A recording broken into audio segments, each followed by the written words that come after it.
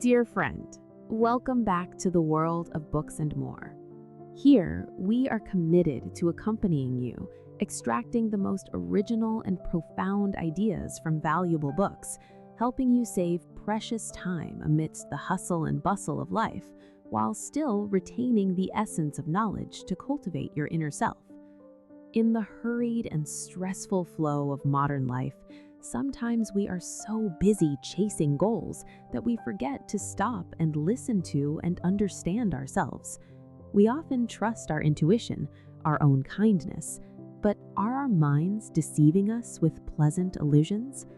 Today, Books and More invites you to embark on a courageous and fascinating journey of self-reflection through the book The Blind Spot by authors Max H. Bazerman and Anne E. Tenbrunsel. This is not just a book about psychology or business ethics, but a gentle yet profound wake-up call about the hidden corners of the human mind. Are you sure you always act correctly according to your beliefs? Is there an invisible gap between the ethical person you aspire to be and the person who actually makes decisions in critical situations? And why do even the best people sometimes unknowingly contribute to wrongdoing? We believe that identifying these blind spots is not about judgment, but about healing and self-improvement. Only by daring to look directly at our unconscious flaws can we live more consciously, making wiser decisions for ourselves and our community. We hope that through the summarized pages below, you will find satisfactory answers and a more steadfast mindset. Wishing you moments of true peace and reflection. Join us on our journey to discover the blind spot now. Preface. It is hard to believe that we have spent 2 decades contemplating and refining the ideas presented in this book. Our long journey began back in 1991 when Anne started her doctoral studies at the Kellogg School of Management at Northwestern University. During her time there, she dedicated herself to collaborating with Professor David Messick on groundbreaking research regarding ethical fating. They investigated the tendency of otherwise ethical people to make unethical decisions simply because the moral implications of their choices had faded into the background. While Anne was diving deep into this work, Max served primarily as an observer and a supporter of their efforts. The narrative shifted in the year 2000 when Max moved to Harvard University. There, he began working with a new team of colleagues, including Mahzreen Banaji and Dolly Chugh, to explore the concept of bounded ethicality. This idea focuses on the systematic and often unconscious ways that human beings engage in unethical behavior. The book you are now engaging with brings together the insights derived from both of these significant research streams. As we were developing these concepts, the corporate world was shaken by the collapse of Enron. This disaster, along with others, forced organizations and business schools to take concrete action against the ethical decline occurring in society. Consequently, the field of behavioral ethics, which studies how human psychology operates in moral situations, has grown exponentially over the last 10 years. This explosion of interest is what inspired us to compile our perspectives on behavioral ethics into this single volume. Our research has been heavily influenced by our relationships and collaborations with a vast network of scholars. We are deeply indebted to the many colleagues who read our drafts and provided candid feedback that helped shape the content and presentation of our ideas. We also owe a special thanks to those who helped with the editorial process, particularly Katie Schonk, whose skills were essential in refining our prose. We must also acknowledge the visual contributions of Sarah Oliver Johnson and the diligence of our proofreaders. Our gratitude extends to the team at Princeton University Press for their excellent guidance throughout this project. Finally, we want to express our deepest thanks to our families for their unwavering support and patience while we wrote this book. The gap between intended and actual ethical behavior. If we asked you to rate your own ethical standards on a scale of 0 to 100, you would likely give yourself a score well above average. Most people believe they are more moral than their peers, and certainly more ethical than they actually are in practice. This disconnect brings us to the core purpose of our work, which is to help you bridge the gap between the person you intend to be and the person your actions reveal you to be. We are exploring the concept of behavioral ethics, which looks at how people actually behave when resolving ethical dilemmas, rather than how they think they should behave. When we look back at the financial collapse of 2008, it is tempting to blame a few corrupt individuals or a broken regulatory system. While those factors played a role, they do not explain the whole story. The crisis was fueled by thousands of people who were complicit, not because they were malicious, but because they were ethically numb. They failed to notice the moral implications of their actions. Traditional ethics training fails to prevent these disasters because it assumes people consciously recognize when they are facing an ethical choice. Our research suggests otherwise. We engage in bounded ethicality, meaning our morality is constrained in systematic ways that favor our own self-interest, often without our conscious awareness. We function with bounded awareness, much like looking at a picture and failing to see a hidden image until it is pointed out to us. Once we see the hidden image, we cannot unsee it, but before that moment, we are blind to it. This psychological phenomenon explains why a parent might refuse a vaccination for their child, focusing solely on perceived personal risks while ignoring the broader ethical obligation to herd immunity. It explains why we would ruin a pair of shoes to save a drowning child in a pond right in front of us, yet feel no urgency to write a check that could save a starving child halfway across the world. Our ethical decision-making is often inconsistent and heavily influenced by proximity and visibility. These blind spots extend beyond individuals to organizations. We saw this tragically unfold with the Challenger space shuttle disaster. The decision to launch was not made by evil people, but by engineers and managers who were trapped in a flawed decision-making process. They focused on incomplete data and viewed the problem through a management lens rather than a safety lens. They allowed organizational pressures to obscure the life and death ethical reality facing them. On a societal level, our choices are often shaped by unseen forces. Consider organ donation rates. Countries with an opt-out system have nearly universal participation, while countries like the United States, which require people to opt in, lag far behind. This creates a situation where thousands of people die unnecessarily, not because citizens do not care, but because the default policy shapes our ethical outcomes.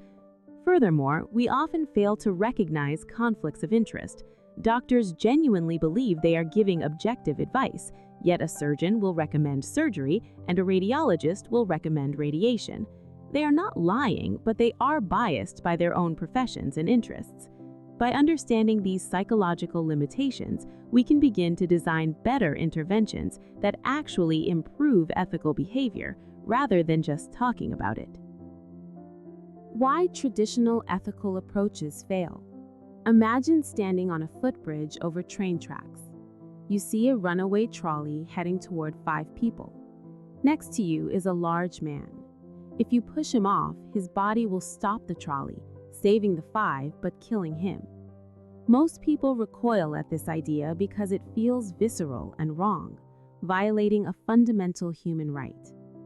Now imagine you are down by the tracks and can pull a lever to divert that same trolley onto a side track where it will kill only 1 person instead of 5. Most people agree this is the better choice.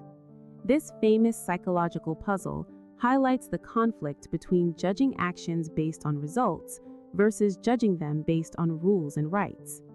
While we like to think we follow a consistent moral compass, the truth is our ethical judgments are often inconsistent and highly dependent on how a situation is presented to us.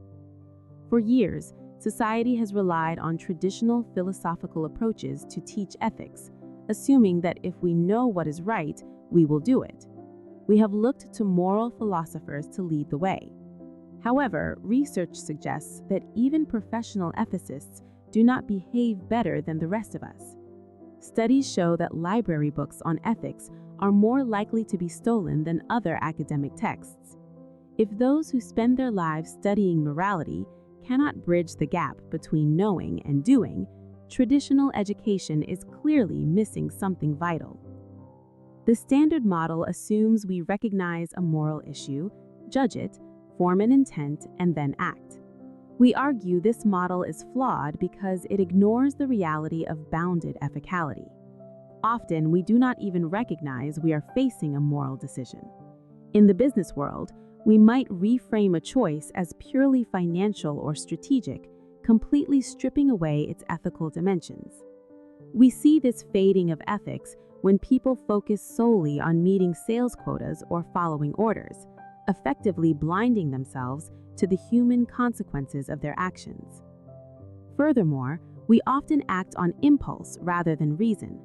Our immediate emotional reactions drive our judgments, and we only use logic afterward to justify what our gut already decided.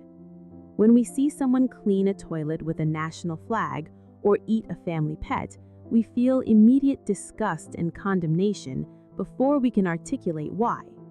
This emotional system, which psychologists call System 1, is fast, automatic, and intuitive. It stands in contrast to System 2, which is slower, logical, and deliberate. While we identify with our rational System 2, our actual behavior is frequently hijacked by the impulsive System 1, especially when we are tired, stressed, or under time pressure. We also struggle to judge intentions accurately. When a CEO pursues profit and accidentally helps the environment, we do not give him credit. But if that same CEO pursues profit and harms the environment, we insist he intentionally caused harm. Our judgments are swayed by outcomes rather than the actual decision-making process. To truly improve ethical behavior, we must stop assuming that teaching principles is enough. We must understand the psychological mechanisms that lead good people to make bad choices without even realizing it. We need to acknowledge that our minds operate on two different tracks, and that our intuitive side often overrides our logical side when it matters most. Only by recognizing these blind spots can we begin to close the gap between how we want to behave and how we actually act. When we act against our own ethical values, we often find ourselves in situations where doing a favor for a friend feels like the right thing to do. As professors, we frequently receive requests to write recommendation letters for the children of friends or distant relatives. We usually comply because it feels awkward to refuse, and we want to be helpful. However, we rarely stop to consider the ethical implications of these acts of kindness. This phenomenon is known as in-group favoritism. By granting special favors to those within our social circle, we are effectively discriminating against deserving individuals who lack those specific connections. We see this play out on a larger scale in university admissions and corporate hiring, where legacy preferences and networking tilt the playing field. The scandal at the University of Illinois, where unqualified students were admitted due to political connections, serves as a stark example. The officials involved did not view themselves as corrupt. They simply believed they were being responsive to their professional network. Beyond conscious favoritism, we are also governed by ordinary prejudice and implicit bias. We tell the story of a consultant named Ash, who genuinely wanted to diversify his firm, yet consistently hired white candidates. His conscious values of equality were undermined by subconscious associations that linked white faces with positive traits.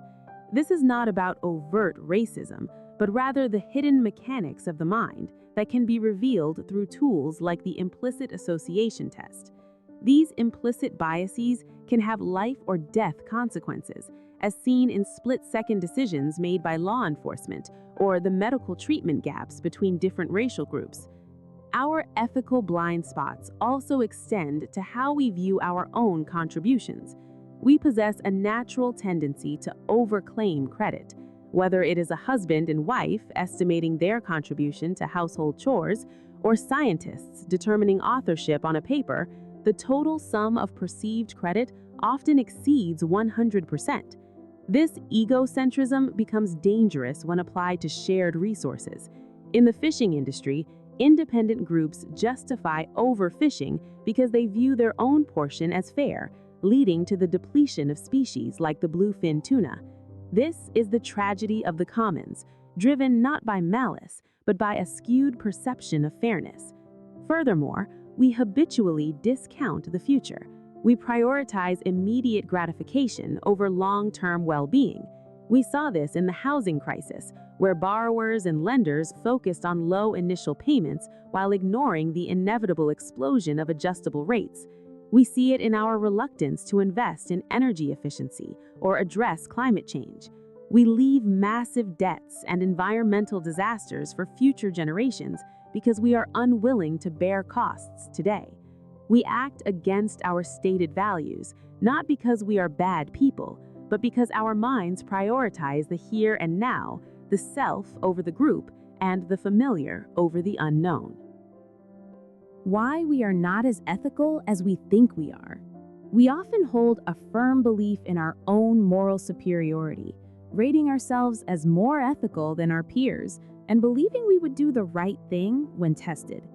Yet, evidence from high school classrooms to corporate boardrooms suggests a stark disconnect between this self-perception and our actual behavior. We see public figures like Kenneth Lay or Bill Clinton who, despite clear evidence of wrongdoing, maintain a steadfast belief in their own integrity. We argue that this gap is not merely hypocrisy, but the result of specific psychological processes that distort our thinking at 3 critical stages: before, during, and after a moral decision. When we predict how we will act in a future situation, we engage our rational minds. We envision ourselves as the person we wish to be, focusing on our principles and values. We predict that we would stand up to harassment in a job interview or choose the high-minded educational film over the lowbrow comedy. This creates a false sense of security because we fail to account for the pressures of the actual moment. We erroneously believe our ethical intentions will naturally translate into ethical actions. The reality shifts dramatically at the moment of decision. When we are actually in the trenches, our perspective changes. The rational should self that dominated our planning is pushed aside by the want self. This side of us is driven by immediate desires, emotions, and practical concerns like winning a negotiation, saving time, or protecting our career. Ethical considerations often fade from view, replaced by business or legal framings. We saw this tragic dynamic in the Ford Pinto case, where executives focused so intently on cost-benefit analyses and competitive deadlines that the moral implications of a deadly fuel tank design simply evaporated from their decision-making process. Visceral impulses for survival and gain overwhelm our abstract principles. Once the deed is done and the immediate pressure subsides, our ethical judgment returns, but it does not lead to a confession. Instead, we engage in psychological maneuvering to restore our self-image. We become revisionist historians of our own lives. We rationalize our behavior by shifting blame to superiors, claiming that everyone does it, or redefining the boundaries of what is acceptable. We might remember the details of a negotiation in a way that favors us, conveniently forgetting the lies we told. This recollection bias allows us to look back on our unethical actions and still see a moral person in the mirror. By understanding these temporal inconsistencies, the idealistic prediction, the impulsive action, and the rationalized memory, we can begin to dismantle the barriers that keep us from seeing the truth about ourselves. When we ignore unethical behavior, we often look back at the financial crisis of 2008 and wonder how so many people could have missed the warning signs. We blame greedy bankers or incompetent regulators, but there is a deeper psychological failure at play. Consider the credit rating agencies that gave top ratings to risky securities. The employees there were not necessarily malicious, but they were operating under a system where their revenue came from the very companies they were rating. They had a strong incentive to please their clients, and this created a powerful psychological phenomenon known as motivated blindness. This is the tendency to overlook unethical behavior when it is in our interest to remain ignorant. We see this blindness everywhere once we start looking. We see it in the famous experiment where observers are so focused on counting basketball passes that they completely fail to see a woman walking through the scene carrying an umbrella.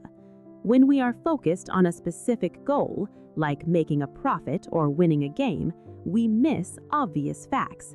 This explains why the auditing firm Arthur Andersen failed to stop the fraud at Enron. They were making millions from consulting fees, which made it psychologically impossible for them to be objective auditors. It explains why Major League Baseball turned a blind eye to steroid use for so long. Home runs brought in fans and money, so everyone from the owners to the players' union had a vested interest in not noticing the physical changes in the players. Our failure to notice unethical behavior becomes even more pronounced when the dirty work is outsourced. We call this indirect blindness. We tend to judge people and organizations less harshly when they use an intermediary to do their unethical bidding. For example, the pharmaceutical company Merck sold a cancer drug to a smaller firm, which then immediately raised the price by 1,000%. Because Merck did not raise the price directly, they avoided public outrage, even though the outcome for the patient was exactly the same. We consistently let people off the hook when they hide behind third parties. Another reason we fail to notice ethical lapses is that they often happen gradually. We are much less likely to perceive changes that occur on a slippery slope than those that happen abruptly.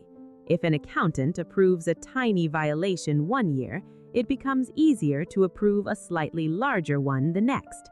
This gradual erosion of standards explains how Bernard Madoff ran a Ponzi scheme for decades without being detected by investors or regulators. The changes were so incremental that no single moment triggered an alarm until it was too late.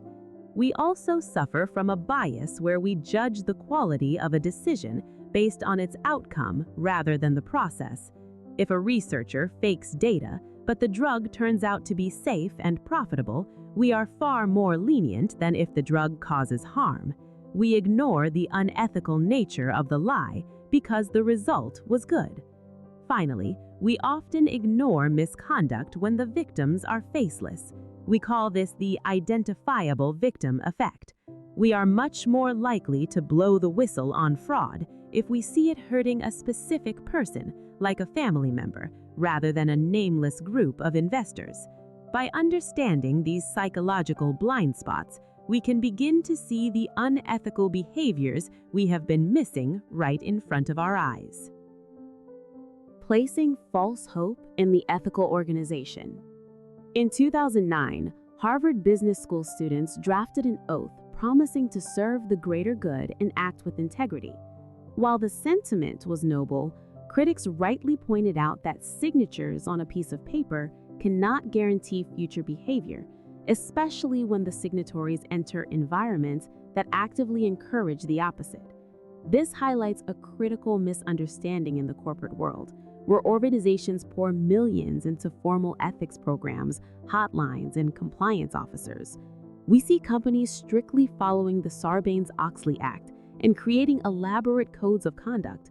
Yet, despite these expensive and formal mechanisms, unethical behavior not only persists, but often thrives. The failure lies in the disconnect between these formal systems and the psychological reality of how employees actually behave. We often place false hope in administrative fixes without considering the behavioral consequences of rewards and sanctions. Consider how we structure goals. We might think we are encouraging productivity, but but we are often incentivizing narrow focus and risky behavior. When Sears gave its auto mechanics a specific revenue goal per hour, the mechanics did not just work faster, they started recommending unnecessary repairs to meet the quota. The goal crowded out their intrinsic motivation to be honest. Similarly, in the legal profession, the pressure to bill hours can lead to padding timesheets rather than working efficiently. We fail to predict how a singular focus on a metric can cause people to ignore the ethical boundaries they would otherwise respect. Our reliance on sanctioning systems is equally flawed. We assume that punishing bad behavior will stop it, but often it transforms the decision from an ethical one into a business calculation. We saw this clearly in the study of a daycare center that introduced a fine for parents who picked up their children late. Instead of reducing lateness, the fine increased it. Before the fine, parents arrived on time because they felt a moral obligation not to inconvenience the teachers. Once a price was put on their lateness, the guilt disappeared. Parents simply bought the right to be late. When the fine is removed, the moral obligation rarely returns, leaving the situation worse than before. We must also recognize that the informal culture of an organization is far more powerful than its formal code of ethics. Enron had a sophisticated code of ethics, yet its informal culture was characterized by greed and cutthroat competition. Employees learn what is truly valued not by reading a handbook, but by observing who gets promoted, what behavior is tolerated, and what language is used. When we use euphemisms like creative accounting instead of fraud, we numb ourselves to the reality of our actions. We effectively bleach the ethics out of the situation. To truly improve, we have to look beyond the flashy mission statements and examine the informal signals our organizations send. We need to identify ethical sinkholes like extreme time pressure and isolation, which are breeding grounds for misconduct. We found that uncertainty acts as a catalyst for sliding ethical standards. When employees are unsure of what is expected, they are more likely to act in their own self-interest. Therefore, bridging the gap requires us to align our informal cultures with our formal goals and to understand the psychological mechanisms that actually drive human behavior. Why we fail to fix our public policies. We examine why our society frequently fails to implement wise policies that would benefit the vast majority of citizens. The problem is not simply illegal corruption, but a complex interaction where special interest groups distort the political system and our own human psychology allows them to succeed. We explore this failure through the lens of three major industries that have successfully delayed necessary regulations at the expense of the public good. The tobacco industry provides the blueprint for this distortion. For decades, cigarette manufacturers utilized a strategy of manufacturing doubt to delay regulations that could have saved millions of lives. They funded research specifically designed to question the scientific consensus linking smoking to cancer. We find that even the medical community was often complicit in this delay, blinded by their own financial interests in opposing government healthcare, or simply by their own personal addiction to nicotine. This creation of confusion prevented the public from demanding the protection they deserved. We see a similar pattern in the auditing industry.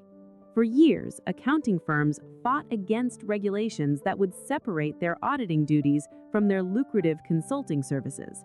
When we testified before the SEC, industry leaders argued there was no smoking gun to prove these conflicts of interest caused bad audits. They successfully lobbied to maintain the status quo until the massive collapse of Enron made the corruption undeniable. Even then, the resulting legislative fixes failed to fully address the root causes of the structural conflict of interest. The energy industry has adopted these same tactics regarding climate change.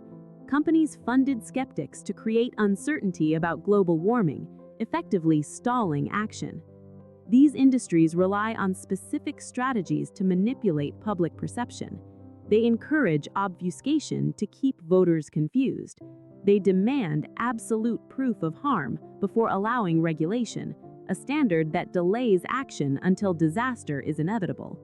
They also shift their arguments whenever their previous positions become indefensible, moving from denying a problem exists to claiming that fixing it is simply too expensive. Our own psychological tendencies make us vulnerable to these manipulations. We suffer from a status quo bias, where we fear the immediate costs of change more than we value future benefits. We fail to intuit the compounding damage of delayed action. To counter this, we propose designing smarter policy environments that work with our psychology rather than against it. We can change default options, such as making organ donation an opt-out rather than an opt-in system, which saves lives without removing freedom of choice. We must also improve how information is presented to consumers. For instance, replacing the confusing miles per gallon metric with gallons per mile would help car buyers actually understand the value of fuel efficiency. Finally, we advocate for a strategy called future lock-in. Our research shows that people are more willing to agree to difficult but necessary changes, such as higher fuel taxes or stricter fishing quotas, if the implementation is delayed by a few years. This approach bypasses our immediate aversion to loss and allows us to support policies that serve our long-term interests. By understanding these psychological levers, we can begin to design a political system that truly serves the public, rather than special interests. Narrowing the gap: interventions to improve ethical behavior. It might come as a surprise that the two of us do not always agree on every ethical issue. We come from different religious and philosophical backgrounds, which means we often debate the very topics we have discussed throughout our work. This difference in perspective is crucial because it underscores that our intention is not to impose a specific set of moral standards upon you. We recognize that your values are your own.